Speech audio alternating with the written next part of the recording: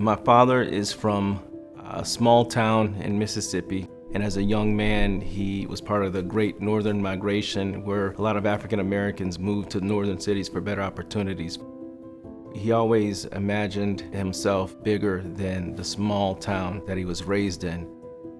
I get my ambition from my father and my compassion from my mother. Almost 17 years ago, I had the opportunity to donate a kidney to my father. Prior to my kidney donation, I received a corneal transplant. When faced with having to deliver difficult news, I find it helpful both to myself and also to the patient to share with them that I'm a patient as well. I had the opportunity to join Mayo Clinic 8 years ago, and for me, absolutely no question that this is a place where I want to be. In 2022, we did our 500th heart transplantation at this institution. A month ago, we completed our very first triple organ transplant, a heart, liver, kidney. So some really exciting things going on. We'd like to continue to be a beacon of hope where patients from all over the country. All of our patients have their own individual stories, but Mr. Pinnock, he was in a situation where he was incredibly ill, near the top of the list, and still had a downward trajectory.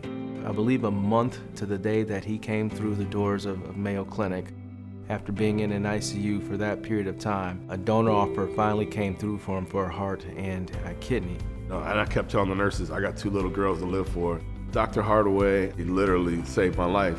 He saw me as more than just a patient, and he let me know that he was in my corner, even if the news might not have been good that day. I always felt like he had my back, and I'll never forget that.